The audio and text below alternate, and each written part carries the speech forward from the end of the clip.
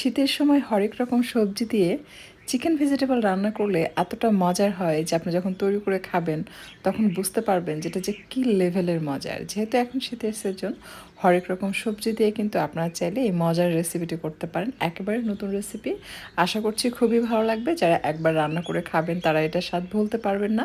আর এটা রান্না করলে কিন্তু নিমিষেই ফুরিয়ে যাবে। পরোটা, রুটি, গরম ভাত যে কোনো কিছুর সাথে পরিবেশন করতে পারবেন। পরোটার সাথে তো খুবই ভালো যায়। আশা করছি আজকের এই চিকেন ভেজিটেবল আপনাদের কাছে ভীষণ মজা লাগবে, তাই আপনারা চাইলে একবার ট্রাই করে দেখতে পারেন।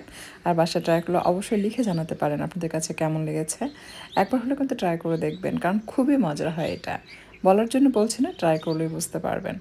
তো এর জন্য লাগবে তেল। প্রথমেই আমি সয়াবিন তেল নিয়ে নিলাম, দিয়ে দিচ্ছি তেজপাতা, সাদা এলাচ 4টি, কালো এলাচ 2টি, যদি পারেন একটু থেতো করে নেবেন, এতে করে সুঘ্রাণ বেরিয়ে আসে। 3 টুকরা দালচিনি, সাথে দিয়েছি একটি জয়ত্রী ফুল, আর দিলাম সামান্য কালো গোলমরিচ, দিয়ে একটু ভেজে নিয়েছে। এখন দিয়ে দিচ্ছি কাঁচামরিচ 4টি, আর সাথে দিয়ে দিলাম পেঁয়াজ। আমি এখানে 1.5 কাপের মতো বা তার থেকে বেশি হবে পেঁয়াজ কুচি অ্যাড করেছে।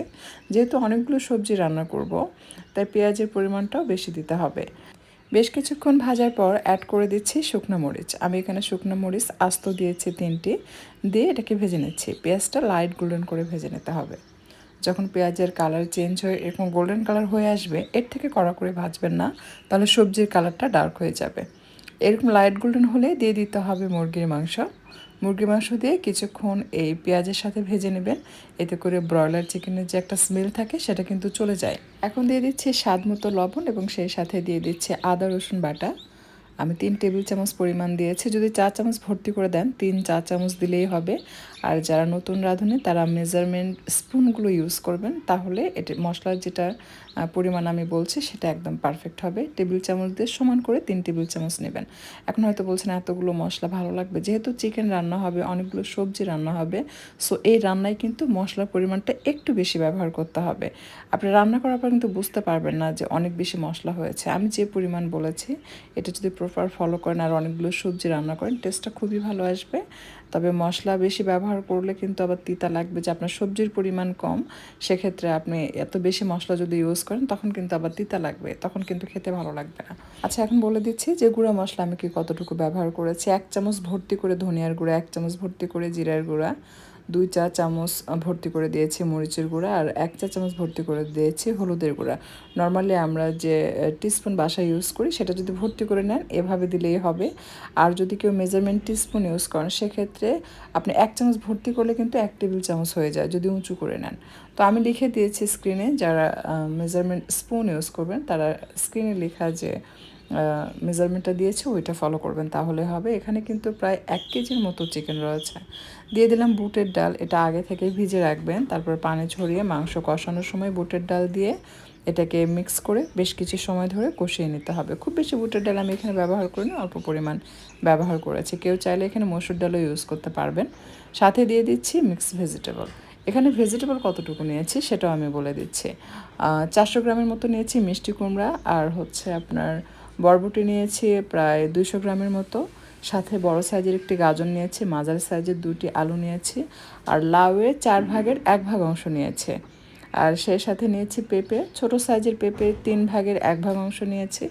আর নিয়েছি আপনার চিচিঙ্গা মাঝারি সাইজের একটি, আর সেই সাথে 4-5টি পটল। এই প্রত্যেকটা সবজি আমার ছেলেমেয়েরা পছন্দের, বাট আজকে যখন আমি চিকেন দিয়ে সবজিটা রান্না করেছি আমার ছেলেমেয়ে এতটাই পছন্দ করেছে, ওরা পরোটা দিয়ে সকালবেলা নাস্তা করেছে, রাতেও ওরা পরোটার সাথে খেয়েছে। বলেছিল যে আম্মু পরোটা বানিয়ে দাও, পরোটার সাথে নাকি ওদের কাছে খুবই ভালো লেগেছে।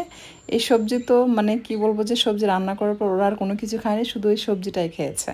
তো এতটাই মজার ছিল, আপনারা কিন্তু চাইলে ট্রাই করতে পারেন। পরিবারের সবাই যদি সবজি খেতে পছন্দ না করে, এমন অনেক পরিবারই আছে দেখবেন, পরিবারে কিছু সদস্য থাকে যারা সবজি খেতে পছন্দ করে না, সেক্ষেত্রে আপনার চাইলে কিন্তু চিকেন দিয়ে এভাবে একবার সবজি রান্না করে দিতে পারেন। দেখবেন এত পছন্দ করবে যে মাঝে মাঝে আপনার কাছে কিন্তু এই সবজির জন্য রিকোয়েস্ট করবে, যে সকালে নাস্তার সাথে সবজিটা করে দিতে বলবে। তো পরিমাণ মতো পানি দিচ্ছি, খুব বেশি পানি দিব না, কারণ সবজি থেকে পানি বের হবে। পানি এমনভাবে দিবেন যে সবজির নিচে পড়ে থাকবে। এরপর এটাকে খুব ভালোভাবে মিক্স করে নেবেন। এই পর্যায়ে অবশ্যই লবণটা চেক করে দেখবেন ঠিক আছে কিনা।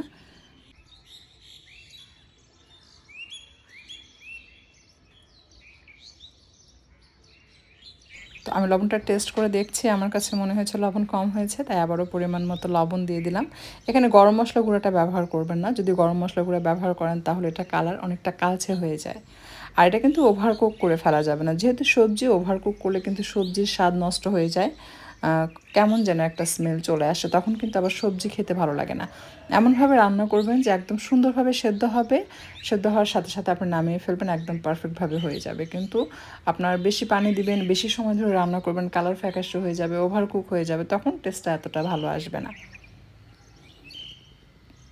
তো মাঝে মাঝে ঢাকনা খুলে দিতে হবে আর নেড়েচেড়ে দিতে হবে। যখন দেখবেন পানিটা এরকম টেনে যাবে, দেখে মনে হবে চার সাইডে একটু পানি আছে, বাট মিক্স করলে খুবই অল্প পরিমাণ পানি দেখাবে, সেই পর্যায়ে দিয়ে দিতে হবে বরবটি। প্রথমে বরবটি দিবেন না, বরবটি প্রথমে দিলে বরবটির স্মেলটা কেমন যেন হয়ে যায়, তখন ভালো লাগে না। আমি এই পর্যায়ে কাঁচামরিচ দিলাম কয়েকটা, মাঝখান থেকে ভেঙে দিচ্ছি যেন ঝালও বেরিয়ে আসে, সাথে কাঁচামরিচের যে সুন্দর একটা ঘ্রাণ সেটাও যেন সবজির সাথে মিক্স হয়ে যায়। তো এটাকে মিক্স করে আবারও ঢাকনাতে ঢেকে রান্না করব।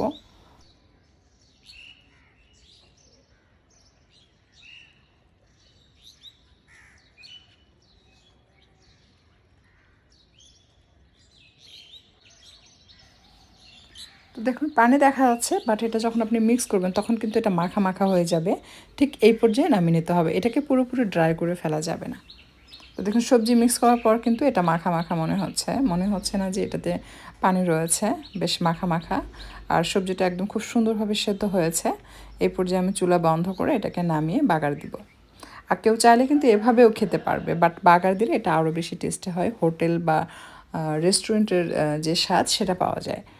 তো খুবই মজার, আসলে রেস্টুরেন্টে কখনো চিকেন ভেজিটেবল এভাবে তৈরি করে কিনা জানি না, বাট স্বাদ অসাধারণ।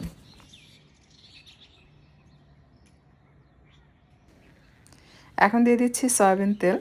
তেল গরম হয়ে আসলে দিয়ে দিলাম দুটো তেজপাতা, সাথে দিয়ে দিচ্ছি রসুন কুচি। রসুন কুচি দিয়ে কিছুক্ষণ এটাকে ভেজে নিতে হবে। বেশ কিছুক্ষণ ভাজার পর অ্যাড করে দিচ্ছি একটি শুকনো মরিচ আর পেঁয়াজ কুচি, দিয়ে আবারও এটাকে ভেজে নিচ্ছে।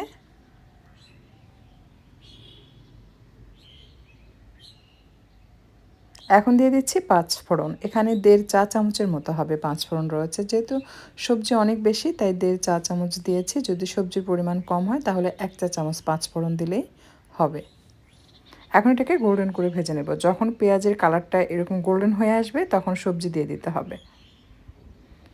সবজি দিয়ে সাথে সাথে ঢেকে দিলে কিন্তু বেশি ভালো হয়, এটা যে স্মেল বাগারের সেটা সবজির মধ্যে ইনটেক থাকে। যেহেতু আমি ভিডিও করছি, তো আমি এটা ঢেকে দিলাম না, জাস্ট আমি এটা আপনাদের দেখার সুবিধার জন্য আমি এটাকে দিয়ে জাস্ট মিক্স করেছি। তো সবজির কালার দেখে কিন্তু বোঝা যাচ্ছে এটা কিন্তু ওভারকুক হয়নি, একদম পারফেক্ট সেদ্ধ হয়েছে। তো এটা বাগার দেওয়ার পর আবার বেশি সময় রান্না করা যাবে না, জাস্ট এটাকে মিক্স হতে যতটুকু সময় লাগে খুব সুন্দরভাবে এটার সাথে মিক্স করে, অর্থাৎ পেঁয়াজ রসুন এগুলোর সাথে মিক্স করে কিছু সময় এটাকে একটু রান্না করতে হবে, জাস্ট 1 থেকে 2 মিনিট, এর বেশি রান্না করার দরকার হবে না। আর এই সময় দেখবেন খুব সুন্দর ঘ্রাণ পাবেন। আর এতটাই মজার এটা খেতে, আমি আসলে এই জন্যই বলছি যে আমি এটা স্বাদ বলতে পারছি না। আপনারা অবশ্যই একবার রান্না করে খাবেন, যেহেতু এখন শীতের সিজন, বাজারে হরেক রকম সবজি পাওয়া যাচ্ছে, এই সবজিগুলো দিয়ে কিন্তু এরকম মিক্সড ভেজিটেবল রান্না করলে খেতেও খুব ভালো লাগে, আমাদের শরীরের যে চাহিদা সেটাও কিন্তু পূরণ হয়। তো কথা বলতে বলতে আমার রান্নাটা কিন্তু কমপ্লিট হয়ে গেছে, এখন চুলা বন্ধ করে আমি এটা সার্ভিং ডিশে নিয়ে নিচ্ছি। যদি আজকের রেসিপি আপনাদের কাছে ভালো লাগে, লাইক কমেন্ট শেয়ার করে চ্যানেলটা সাবস্ক্রাইব করে নিয়মিত চ্যানেলের সাথে থাকবেন। ধন্যবাদ, সবাইকে বিদায় নিচ্ছি। আবারও চলে আসবো পরবর্তীতে আপনাদের জন্য মজার এবং ইউনিক কোনো রেসিপি নিয়ে।